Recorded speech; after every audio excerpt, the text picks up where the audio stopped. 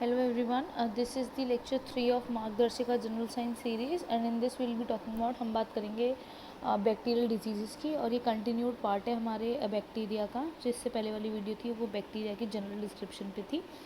तो let's begin with a lecture. इसमें हम जो है बेसिक बैक्टीरियल डिजीज़ कवर करेंगे।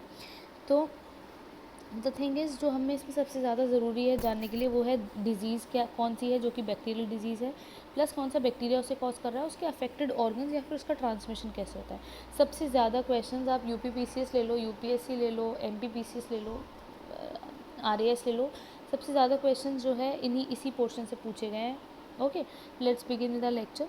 जो हमारी पहली डिजीज़ है वो है आपकी कॉलेरा, जिसे हम हिंदी में हैजा बोलते हैं। ये जो होती है आपकी विब्रियो कॉलेरी से होती है। इसमें आप एक चीज़ देखना कि जो इसकी स्पीशीज़ है, जो इसका लास्ट नाम है, उसी से आपकी डिजीज़ का नाम है।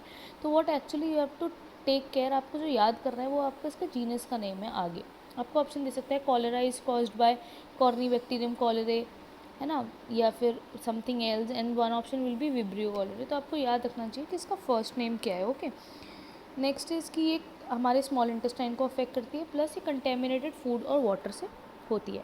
नेक्स्ट डिजीज़ इज़ डिप्थीरिया, जो कि आपकी कॉर्नी बैक्टीरियम डिप्थीरिया से होती है। ये आपके गले और नाक, थ्रोट एंड नोज़ की डिजीज़ है। इसमें क्या होता है कि अपीयरेंस ऑफ वाइट पैचेस जो है वो आपको दिखाई देते हैं। फॉर एग्जांपल दिस, ठीक है, ये आपका थ्रोट है, थ्रोट के अंदर ऐसे वाइट पैचेस आपको दिखने लगते हैं। Okay, it is different from tonsillitis, इसलिए आप कंफ्यूज मत होना। डिप्थीरिया में ऐसे वाइट पैचेस आपको देखने मिलते हैं और ये एक बैक्टीरियल इन्फेक्शन होता है। So okay, so next is आप हमारी नेक्स्ट डिजीज़ है डिजेंट्री। डिजेंट्री को हम हिंदी में बोलते हैं पेचिस। Okay, we call it pechis. Next is कि ये जो डिजेंट्री होती है आपने बहुत कॉमन है, ये जो है हमारी गैस्ट्रोइंटेस्टाइनल डिसऑर्डर है। ओके, ये शिजेला डिजेंटेरिया से होती है।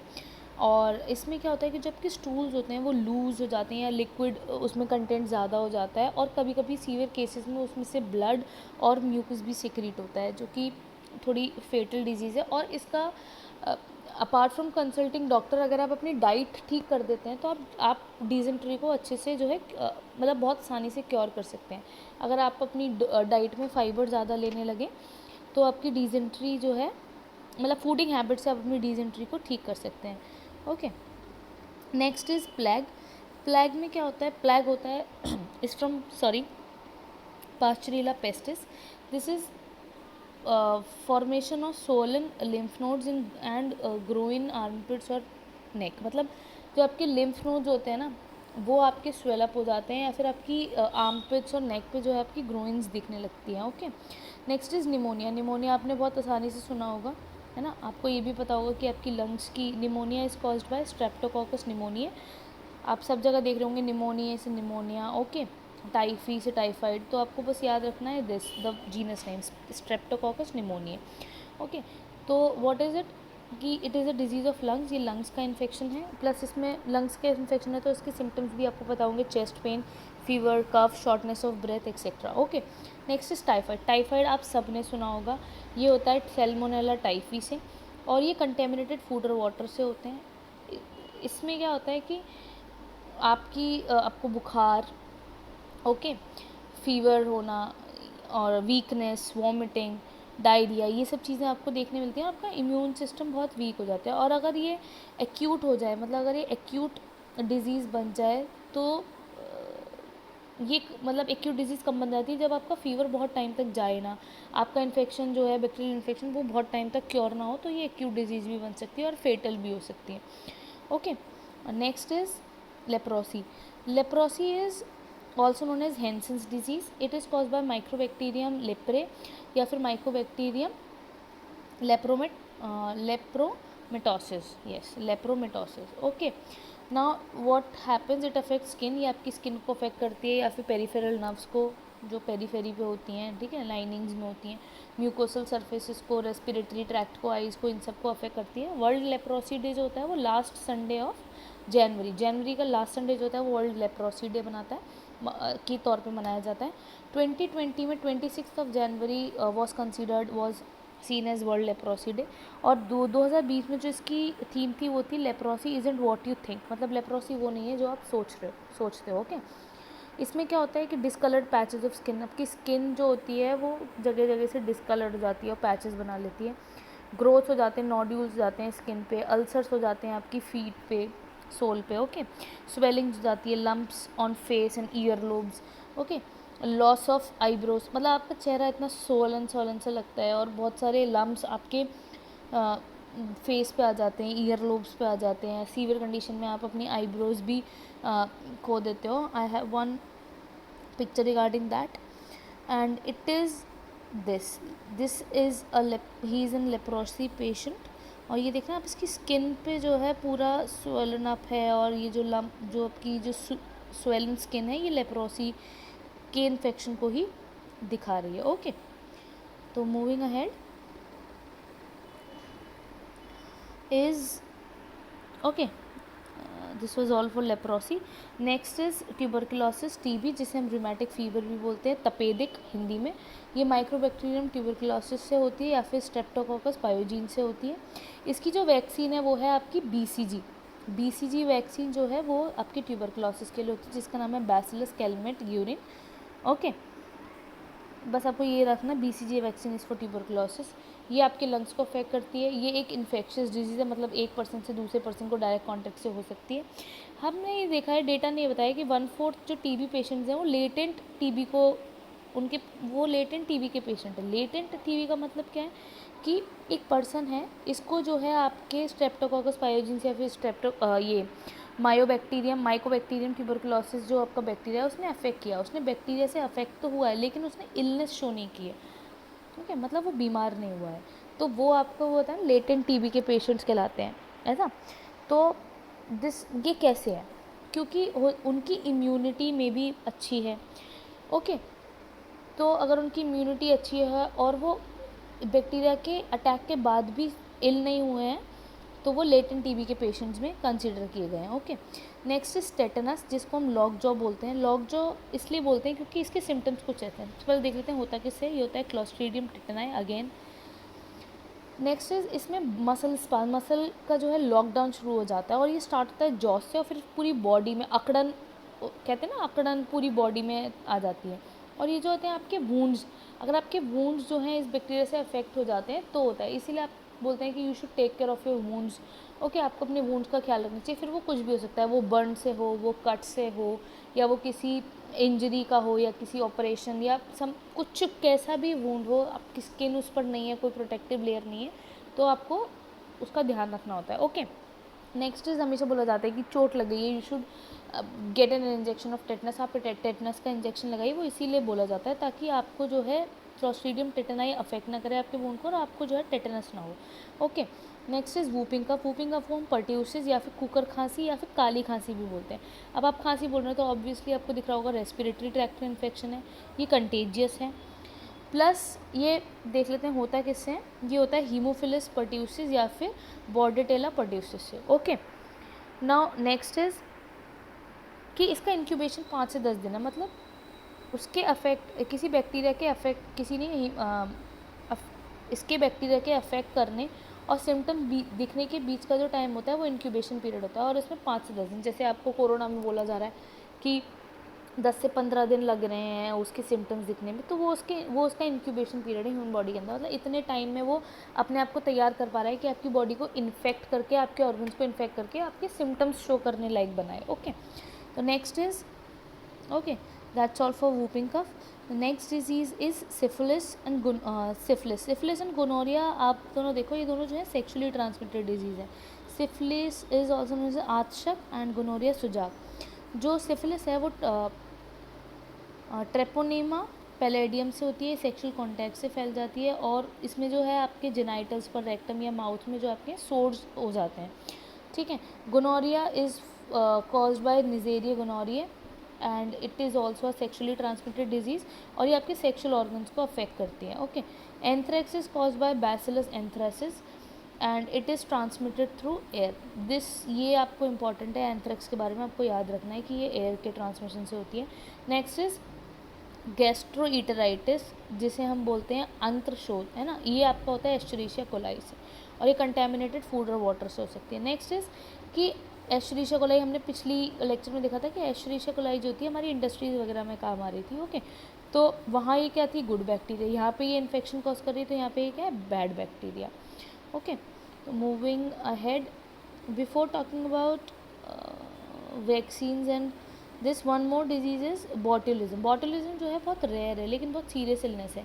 ये होती है किससे, ये आपकी क्लोस्ट्रीडियम बोटुलिनम या फिर क्लोस्ट्रीडियम ब्रुटाइलिकम या फिर क्लोस्ट्रीडियम बैराटली, ठीक है, इनमें से किसी से होती है। ये जो होती है आपकी फूड या फिर कुछ और मीन से भी हो सकती है, मतलब कंटेमिनेटेड जो भी चीज़ इससे कंटेमिनेटेड होगी वो आपको बॉटुलिज्म कर सकती है। इसमें क्या होता है कि आपकी बॉडी की नर्व्स अफेक्ट होती हैं। उसमें क्या होता है कि आपकी ब्रीदिंग, डिफ़िकल्टी इन ब्रीदिंग भी हो सकती है, कभी कभी मसल पैरालिसिस भी हो सकता है, और सीवियर कंडीशंस में जो है डेथ हो जाती है। इसका जो कंसर्न बैक्टीरिया है वो ग्राम पॉजिटिव बैक्टीरिया। अब ये क्वेश्चन आ सकता है कि बॉटुलिज्म से कंसर्न बैक्टीरिया ग्राम पॉजिटिव है, ग्राम नेगेटिव है। अब ये ग्राम पॉजिटिव और ग्राम नेगेटिव क्या है ये हम आगे देखेंगे। Okay, so before talking about Gram positive and Gram negative bacteria, let us talk about some basic vaccine. मैंने BCG बताई आपको, ट्यूबरक्लोसिस के लिए होती है। DPT एक वैक्सीन है जो आपकी 3 के लिए काम करती है, जैसे डिप्थीरिया, पर्ट्यूसिस एंड टेटनस। अब सल्फा ड्रग्स क्या होती है, सल्फा ड्रग्स जो होते हैं ये क्योर, कॉज नहीं, cure. Sulfa drugs are use to cure bacterial diseases. जो पहली सल्फा ड्रग बनी थी वो बनी थी आपकी प्रोंटोसिल, जिसको गेरहार्ड डोमैग ने बनाया था। जो फर्स्ट, ये जो आपकी सल्फा ड्रग्स हैं ये आपकी फर्स्ट ऐसी केमिकल सब्सटेंसेस थी जिन्हें सिस्टमैटिकली यूज़ किया गया था फॉर ट्रीटिंग और preventing bacterial infection in humans. Humans में बैक्टीरियल इन्फेक्शन होने या होने के बाद ट्रीट करने के लिए यूज़ किया गया था। इनको हम जो है सल्फोनामाइड भी बोलते हैं।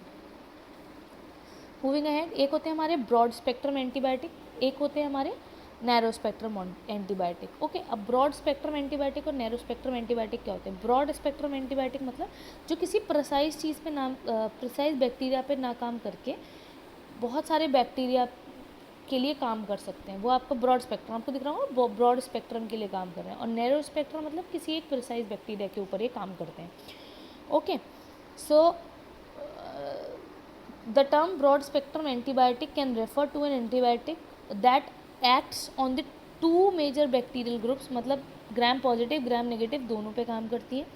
ओके, या फिर कोई ऐसी antibiotic that can act against a wide range disease causing bacteria. Wide range of disease causing bacteria पे जो काम कर सके वो आपके ब्रॉड स्पेक्ट्रम एंटीबायोटिक के अंदर आती है। Okay, narrow spectrum antibiotic specific के लिए। अब ब्रॉड स्पेक्ट्रम एंटीबायोटिक यूज़ कब की जाती है कि सपोज़ ये एक पर्सन है, इसको कोई इन्फेक्शन हुआ, ये हॉस्पिटल गया, जो डॉक्टर है उसने जो है इसको एग्जामिन किया और बताया कि इसको जो है बैक्टीरियल इन्फेक्शन है।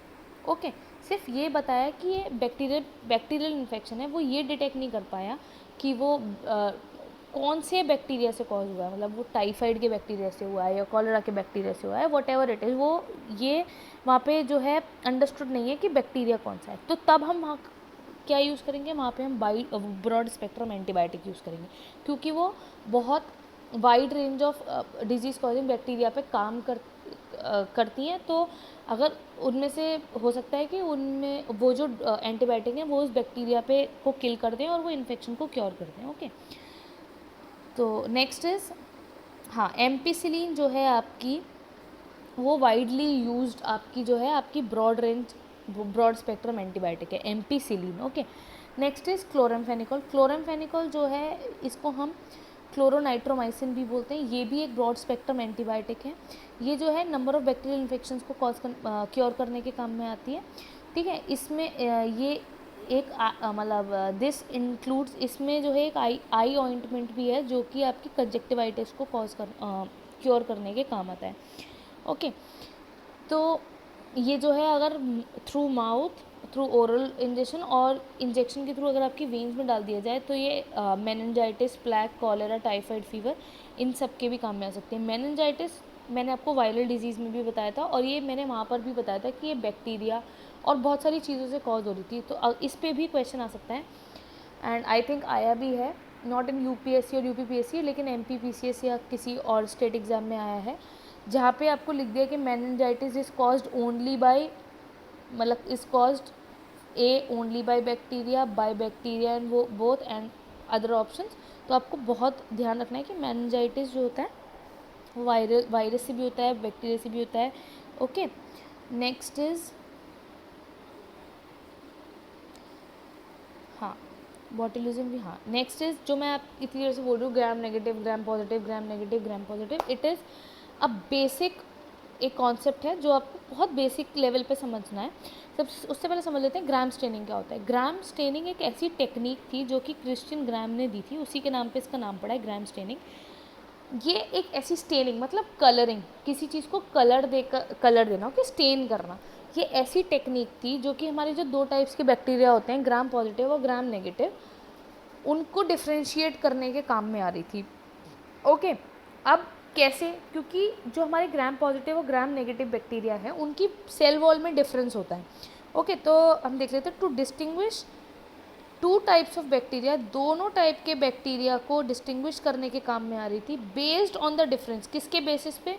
उनकी सेल वॉल स्ट्रक्चर में जो डिफरेंस है उसके बेसिस पे ये उनको जो है डिफ्रेंशिएट कर रही थी। अब मैं आपको यहीं पर बता देती हूँ before showing the diagram of their cell wall कि जो आप एक बात समझ लो, ग्राम पॉजिटिव कर रहा होगा, नेगेटिव नहीं कर रहा होगा। मतलब ग्राम पॉजिटिव ऐसे बैक्टीरिया होते हैं जो आपके जो है स्टेन को ले लेते हैं एंड उसके बाद जब हम उसे अल्कोहल से वॉश करते हैं तो वो पर्पल कलर शो करते हैं। और नेगेटिव नहीं करते। नेगेटिव क्या होते हैं, वो आपके स्टेन को नहीं लेते हैं और अल्कोहल से वॉश करने के बाद पिंक कलर देते हैं। ओके, तो this is the basic difference. मतलब जो स्टेन को ले लें और आफ्टर वॉशिंग पर्पल कलर दें, एंड रिजल्ट उनका पर्पल आए, वो ग्राम पॉजिटिव। और जो स्टेन को नहीं लेते हैं और पिंक ही रहते हैं, वो क्या होते हैं आपके ग्राम नेगेटिव। ओके, तो अगला स्लाइड देख लेते हैं, which is this is the structure of Gram positive bacteria cell wall and Gram negative bacteria cell wall. Okay, तो हम यहाँ देख लेते हैं कि मैंने आपको बताया था ग्राम पॉजिटिव और ग्राम नेगेटिव की सेल वॉल में डिफरेंस है, जिसके बेसिस पे हमने ग्राम स्टेनिंग की थी। ओके, तो जो हमारी ग्राम पॉजिटिव है उसकी जो पेप्टाइडोग्लाइकन की जो लेयर होती है वो थिक होती है, इसकी थिन होती है। प्लस ये सिंगल लेयर्ड होती है, एक दिख रही है आपको, ये आपकी डबल लेयर्ड होती है। ओके, इसमें जो है आपके व्हाट एल्स, हाँ, this is all you need to know about it. इतना ही आपको जानना है इसके बारे में। इसके बेसिस पे मैं आपको बता दूँ, single layered cell wall, double layered cell wall, उसमें पोरेंस एब्सेंट होते हैं, इसमें प्रेजेंट होते हैं आउटर मेम्ब्रेन में। ये आपके काम का नहीं है। हाँ, इसके एग्जांपल्स, ग्राम पॉजिटिव के एग्जांपल्स हैं आपके स्टेफाइलोकोकस एंड स्ट्रेप्टोकोकस, और एंड आपके ग्राम नेगेटिव के हैं एस्चेरिशिया, सैल्मोनेला एक्सेट्रा, और भी बहुत सारे हैं। नेक्स्ट इज वही मैंने जो अभी आपको बताया कि retain the crystal violet colour even when they are washed with alcohol and appear purple. मतलब जो आपके ग्राम पॉजिटिव हैं ये आपका स्टेन में वॉश करने के बाद आपका जो क्रिस्टल वॉयलेट कलर है उसको रिटेन करते हैं, अपने पास रखते हैं, और एल्कोहल से वॉश होने के बाद भी पर्पल कलर शो करते हैं। वेयर एज जो ग्राम नेगेटिव होते हैं वो स्टेन का कलर रिटेन नहीं करते हैं और वो पिंक कलर शो करते हैं after washing and been seen through microscope. Okay, so this was, I hope कि आपको समझ में आ गया होगा what are Gram positive, Gram negative, and this was all from bacteria. इससे ज़्यादा कहीं से सवाल पूछे नहीं गए हैं। मैंने जितना लास्ट ईयर के क्वेश्चन स्टडी किए हैं, इससे ज़्यादा क्वेश्चंस कहीं से आए नहीं हैं। और यूपीएससी की जहाँ तक बात है उसने बहुत बेसिक सवाल पूछे हैं। यूपीपीसीएस ने इस टॉपिक से बहुत सारे सवाल पूछे, जैसे कि यूपीपीसीएस 2013 के मेंस का सवाल है कि DPT vaccine is given to protect from, आपको तीनों के नाम मतलब आपको बताना है कि इसके प्रोटेक्शन के लिए दी जाती है। Okay, diphtheria, whooping cough, pertussis and tetanus. Okay, अब इन्होंने यहाँ पे क्या किया, डीपीटी। ओके, अब pertussis, whooping cough is also known as pertussis, right. अब इन्होंने वो क्या दिए हैं, ऑप्शंस आपके दिए हैं, diphtheria, polio, leprosy, diphtheria, polio, tetanus. Okay, तो ये क्या हो गया, आपको कंफ्यूज कर दिया डीपीटी के लिए।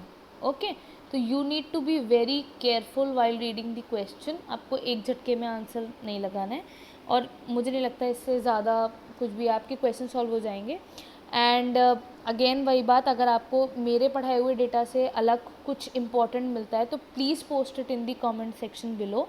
हम उसको डेफिनेटली अपने रिवीजन वीडियो में या फिर क्वेश्चन आंसर फॉर्म में इनकॉर्पोरेट करेंगे। और Margdarshika will be with you at every step. Thank you for now. Thank you for listening me. Bye. Bye bye.